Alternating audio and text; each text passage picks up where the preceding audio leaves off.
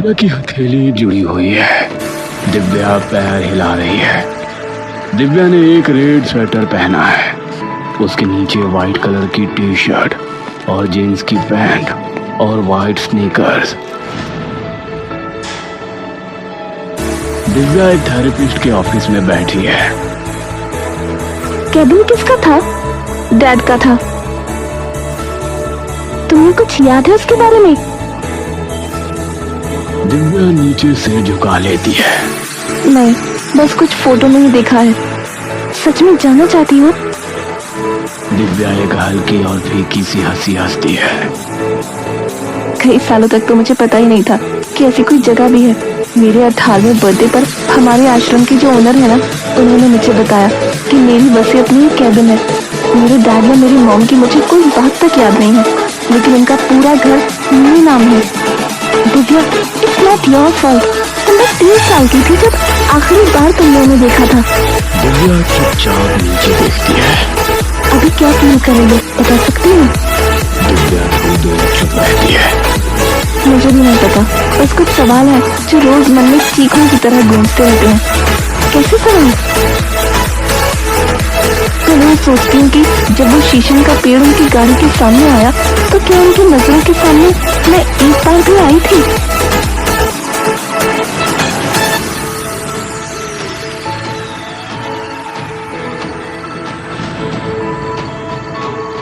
एक बेड जिस पर बड़ा सा बैग पड़ा है, उस पर एक हाथ आता है और उस बैग को उठा लेता है। दिव्या अपना बस्ता टांग कर नीचे चल देती है।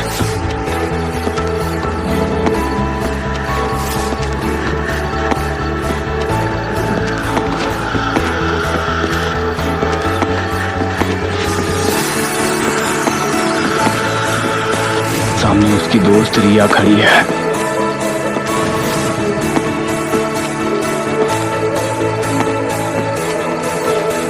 चलो चलो, तुम्हारा ही इंतजार था। आश्रम के बाहर एक काले रंग की गाड़ी खड़ी होती है।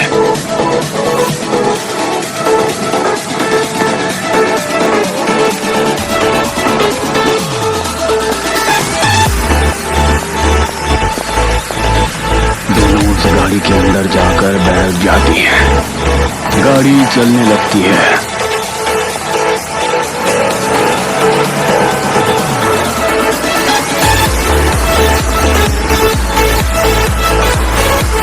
दिव्या अपने बैग से एक तस्वीर निकालती है और चुपचाप उसे देखती रहती है। क्या हुआ? दिव्या चुपचाप उस तस्वीर को देखती रहती है। दिव्या एक बनावटी मुस्कान के साथ रिया की ओर देखती है। कुछ नहीं। दिव्या अपनी नजरें दूसरी ओर कर लेती है, जहाँ एक पेड़ पंक्ति बनाकर रेल के डिब्बों की तरह दिव्या की आंखों के सामने से गुजर रहे थे।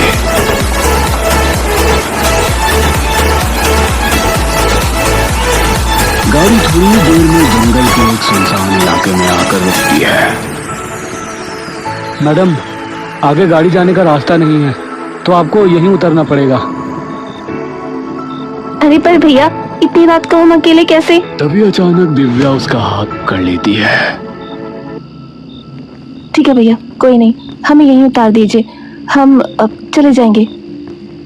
और दोनों लड़कियां अपने बैग लेकर उतर जाती हैं।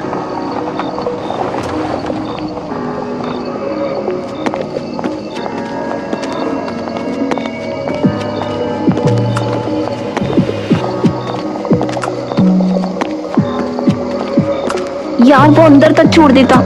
अरे अंदर और सुनसान रास्ता है, हमें तो छोड़ देता। बाद में बेचारा खुद अकेला जाता और बीच में कुछ दिक्कत वगैरह हो जाती तो बता कहाँ जाता? ठीक है ठीक है। जंगल का रास्ता एकदम सुनसान होता है। हर पेड़, हर पत्ता मानो उन दोनों को चुपके से देख रहा हो। तुझे पता भी है, वसीयत में सिर्फ नाम लिख कर नहीं देती, जगह की सारी इंफो भी होती है।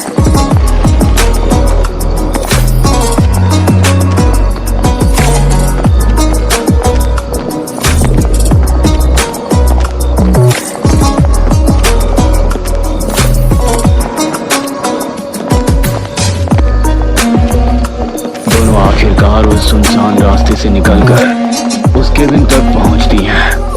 केबिन के साइड में एक छोटी सी नदी बह रही होती है।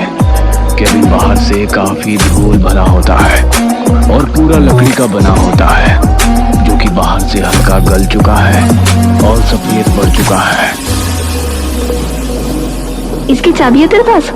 नहीं, चाबी तो नहीं है मेरे पास। फिर कैसे खुलेगा?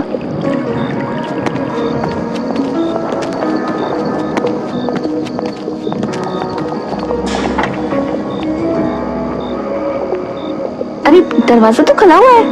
क्या? हाँ। रिया अंदर चली जाती है, लेकिन तभी दिव्या को अपने पीछे कुछ पौधे हिलने की आवाज आती है, जैसे कोई वहां से भाग के गया हो। दिव्या पीछे मुड़कर देखती है, लेकिन कोई नहीं होता। क्या हुआ? कुछ नहीं, ऐसा लगा जैसे कोई था पीछे। दिव्या और रिया अंदर जाने लगती है। अंदर एकदम अंधेरा होता है और स्विच बोर्ड ढूंढने लगती है।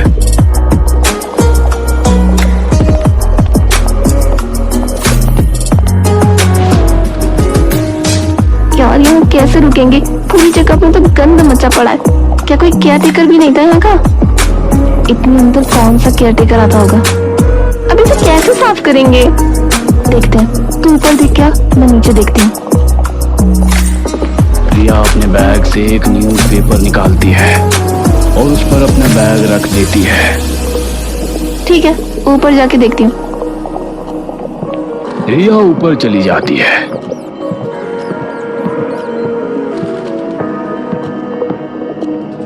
नीचे के फ्लोर पर 3 कमरे हैं। दिव्या धीरे से कमरे की ओर बढ़ती है, जिसका दरवाजा पहले से ही हल्का सा खोला है। दिव्या वो दरवाजा पूरी तरह से खोलती है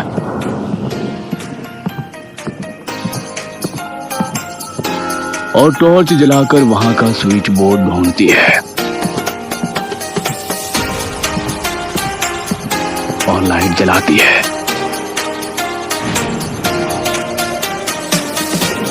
दिव्या के सामने एक धूल भरी तस्वीर टंगी होती है, जिस पर काफी धूल लगी है। उसके माता पिता की फैमिली फोटो, जिसमें उन्होंने एक बेबी को गोद में ले रखा है। दिव्या की सांसें एकदम से मानो फीकी पड़ जाती हैं। दिव्या धीरे धीरे अपने कदम उस तस्वीर की ओर बढ़ाती है।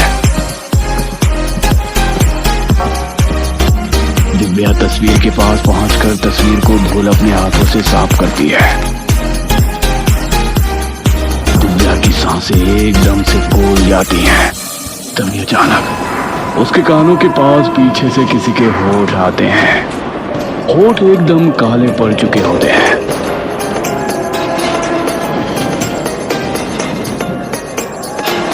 और वो साइड की ओर गिर जाती है, मानो किसी ने उसे पूरी ताकत से धकेल दिया हो। दिव्या की सांसें तेज, बहुत तेज हो चुकी होती हैं। दिव्या झिझक कर इधर उधर देखने लगती है। तभी रिया वहां आती है और जैसे ही वो दिव्या को जमीन पर गिरा हुआ देखती है, वो दौड़कर उसे उठाने आती है। क्या हुआ? दिव्या का पूरा बदन कांप रहा होता है। दिव्या तेजी से सांसें लेने लगती है।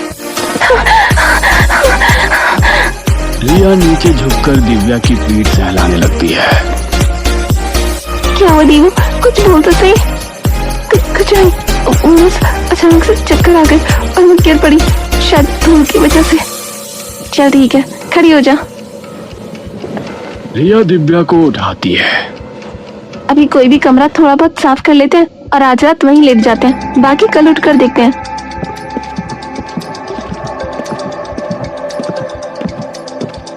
रिया और दिव्या ऊपर एक खाली से कमरे में जाते हैं।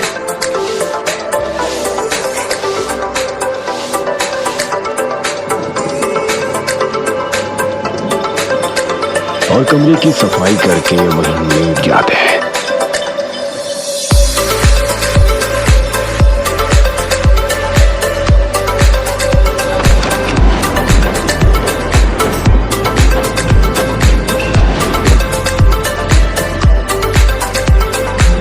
दिव्या अपनी कोहनी का सिर पकड़कर हाँफने लगती है और थोड़ी देर में चुपचाप कमरे से बाहर चली जाती है। दिव्या का माथा पसीने से तर होता है।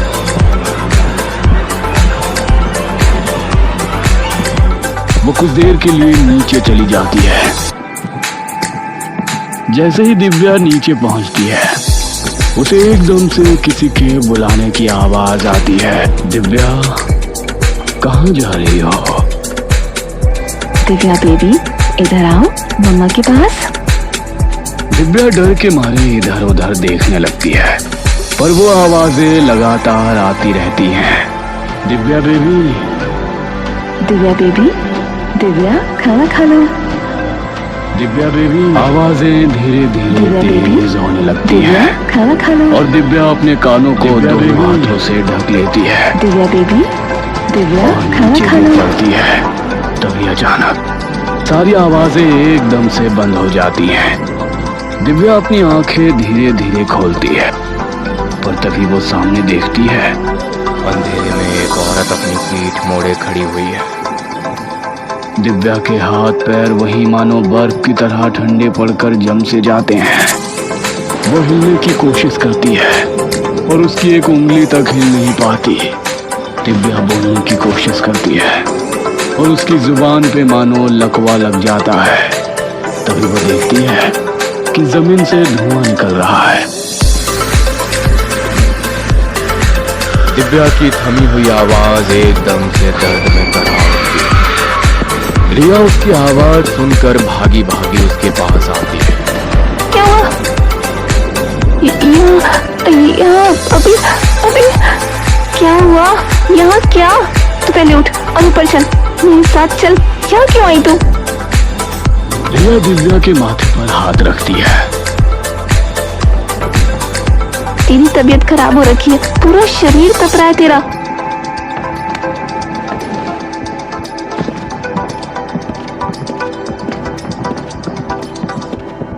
रिया दिव्या को ऊपर ले जाती है। क्या हुआ था? दिव्या थोड़ा शांत होती है। एकदम से ऐसा लगा जैसे पूरी जमीन चल रही हो, पूरी की पूरी। रिया की मन की चिंता अब साफ उसके चेहरे पर दिखने लगी थी। दिव्या, मैं अभी भी कह रही हूँ, चल यहाँ से, मुझे ये जगह ठीक नहीं लग रही। ये घर है मेरा रिया, कैसे छोड़ दो इसे? तो एक बात बता, ऐसी जगह किसका घर होता है जंगल में, इतनी सुनसान जगह पर? दिव्या, मुझे ऐसी जगह पर आने का कोई शौक नहीं है, सिर्फ तेरे लिए आई हूँ, लेकिन ये जगह ठीक नहीं है। रोज रोज हर दिन मेरे मन में बचपन से सिर्फ एक ही सवाल चलता रहता है, मेरे मम्मी पापा कैसे थे, मेरा घर कैसा था, मैं कैसी थी। यहाँ आना मैं भी नहीं चाहती थी, पर मुझे मेरे सवालों का जवाब ढूंढने का हक है। तो सोचा अभी कल बात करेंगे। रिया और दिव्या अपने अपने मन के तूफान समेट कर चुपचाप बिस्तर पर लेट जाती है।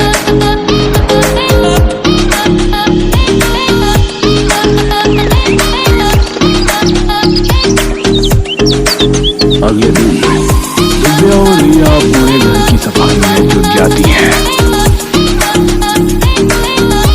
दिव्या, दिव्या, दिव्या उसके पास आती है। ये अलमारी में कई चीजें रखी हैं, देख तो सही एक बार।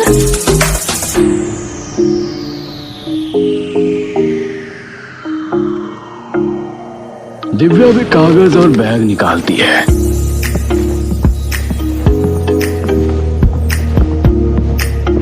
दोनों एक एक करके बेड पर बैठकर तस्वीरें देखने लगती हैं।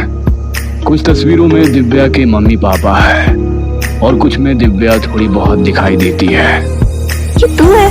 तेरी सिर्फ अब तक मैंने बेबी वाली फोटो ही देखी थी, इसमें कितने साल की होगी तू? पता नहीं, थी तो तू बहुत क्यूट। दिव्या मुस्कुरा देती है। दिव्या अपने पापा का ऑफिस बैग खोलती है। उसमें कई कागज और एक बैंक की पुरानी पासबुक रखी होती है। बैंक की पासबुक देख खोल के, हो सकता है उनके बैंक अकाउंट में अभी कुछ पैसे पड़े हों। वो पैसे तो तकनीकी रूप से तेरे ही हैं। सीन का दिमाग हर जगह पैसे के चक्कर में चलता है। नहीं, तू ही देख ले क्या है क्या नहीं है। दिव्या सारे कागज देखने लगती है और रिया पासबुक पलटती रहती है। तभी दिव्या देखती है बैग के नीचे का कपड़ा फटा हुआ है। वहाँ एक और कागज छिपा है। दिव्या उसे निकालती है। ठीक है, क्या हुआ? इस अकाउंट से हर महीने तेरे पापा के अकाउंट में पैसे ट्रांसफर हो रहे हैं। गाड़ी वगैरह की किस्त होगी। तो वही अकाउंट होता ना, 3 सालों से हर महीने पैसे जा रहे हैं, लेकिन आखिरी कुछ महीनों में अकाउंट नंबर बदल गया और अमाउंट भी बढ़ गया। पहले 20,000 जाते थे, अब 30,000। दिव्या उलझी हुई है।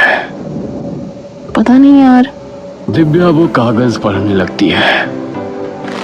साहिल, सुमन बोल रही हूँ। माफ करना, तुम्हें खत भेजना पड़ा, लेकिन मेरे पास और कोई रास्ता नहीं था। चित्रा के खर्चे अब धीरे धीरे बढ़ रहे हैं और कुछ महीनों में उसे स्कूल भी भेजना है।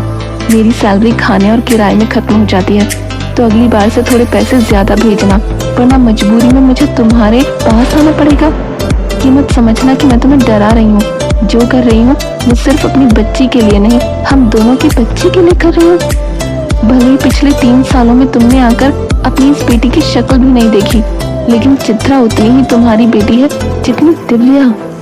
नीचे एक नया अकाउंट नंबर लिखा है, अगली बार से उसमें पैसे भेजना। हो सके तो एक बार अपनी बेटी की शक्ल देख जाना। सुमन। रिया, वो अकाउंट नंबर बताना जिस पर आखिरी के कुछ महीनों में पैसे गए हैं। क्या हुआ? क्या लिखा है इसमें? रिया नंबर बताती है और दिव्या के हाथ से कागज गिर जाता है।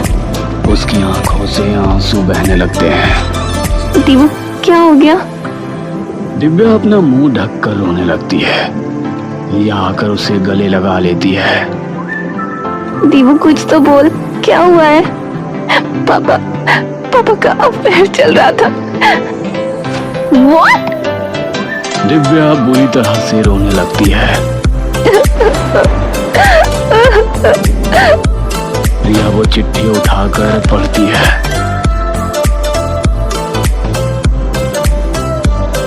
उनकी एक बेटी भी थी। हाँ, पता नहीं वो कहाँ है, होंगी या नहीं।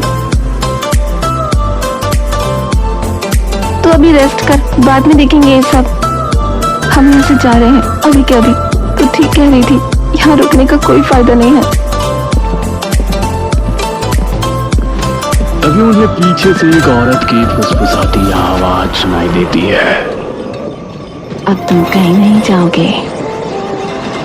दोनों डर से सुन्न पड़ जाती हैं। एक औरत जिसके बाल उसके चेहरे पर झूल रहे हैं धीरे धीरे उनकी ओर बढ़ती है। कहीं नहीं जाने दूंगी। उनके कानों के पास होठ लाकर तुझे बुलाया था। दिव्या और रिया को एहसास होता है कि उनके पीछे बेड पर कोई बैठा है। रिया दिव्या की ओर हाथ बढ़ाकर उसे खींचती है और दोनों वहां से भागने लगती है।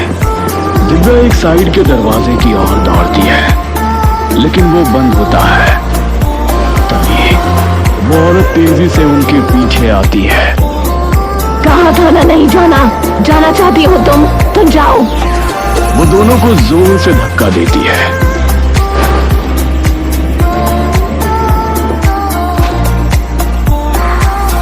रिया और दिव्या के पैरों तले जमीन खिसक जाती है। ये सब क्या हो रहा है दिव्या? वो औरत एकदम से रिया के सामने आ जाती है और उसका हाथ पकड़ लेती है। दिव्या नहीं है ये, मेरी दिव्या नहीं है ये। दिव्या उस औरत के सामने हाथ जोड़कर गिड़गिड़ाने लगती है। आप प्लीज उसे छोड़ दीजिए, उसकी कोई गलती नहीं है। वो सिर्फ मेरे साथ आई थी, मेरा ख्याल रखने। यहाँ मैं बस इसलिए आई थी क्योंकि ये मेरे पापा का केबिन है। तेरे पापा नहीं है वो, बस मेरी दिव्या के हैं, मेरी दिव्या के। नहीं दिव्या हूँ। तुझे दिव्या देखनी है? मुझे भी देखनी थी दिव्या, लेकिन तेरी माँ उसे अपने साथ लेकर भाग गई।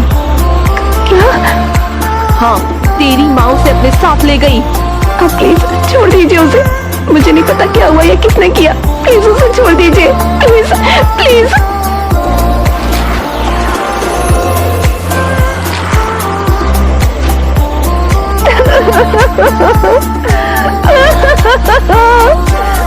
रिया, रिया, क्यों किया ये? बताओ क्यों किया? इसकी क्या गलती थी? अगर दिक्कत मुझसे है तो मुझे मारती। इसकी क्या गलती थी? जानना चाहती है क्यों किया?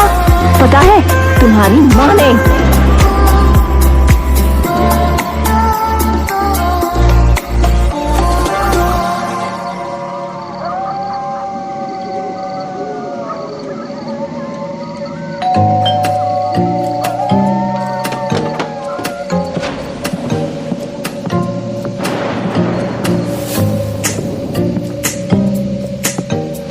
पैसे क्यों नहीं भेजे? तुम यहाँ क्यों आई? मेरी बच्ची के लिए, हमारी बच्ची के लिए, उसे भी जीने का हक है साहिल। धीरे बोलो, पायल और दिव्या अंदर ही हैं। अगर उन्होंने तुम्हें देख लिया तो देख ले। तुम्हें पता है पायल को गुस्से की बीमारी है, इसी वजह से हम यहाँ छिपकर रह रहे हैं। साहिल कौन? किया क्या कर रही है साहिल? तुमने मुझसे वादा किया था, ये प्रॉमिस मी कि तुम इससे कभी नहीं मिलोगे। शांत हो जाओ हनी, चलो नीचे। दिव्या ने देख लिया तो बहुत बड़ी दिक्कत हो जाएगी।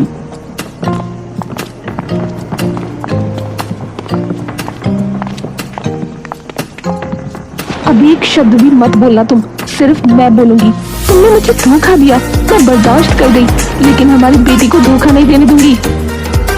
बेटी मेरी भी एक है, इन्होंने उसकी शक्ल तक नहीं देखी, फिर भी मैंने सब सहा। लेकिन अब जब 2 महीने से 1 रुपया नहीं भेजा तो मैं क्या करूं? जब तुम इनके साथ सो रही थी तब क्यों नहीं सोचा कि किसी की जिंदगी तबाह हो सकती है? अब अपनी बारी में सब नजर आ गया। जो हुआ वो मेरी अकेले की गलती नहीं थी, इन्होंने भी 2 साल तक तुमसे छिपा कर रखा। एक पैसा नहीं मिलेगा, इनकी सिर्फ एक बेटी है, दिव्या। चित्रा भी इनकी बेटी है और एक बाप का फर्ज इन्हें निभाना पड़ेगा। पायल सुमन के पास आती है।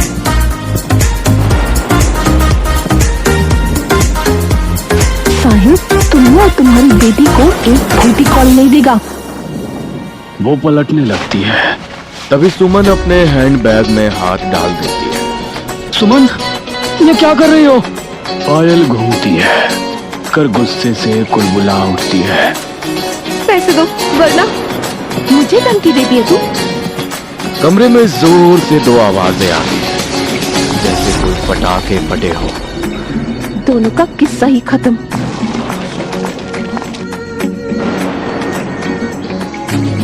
दिव्या की आंखों से लगातार आंसू बह रहे हैं।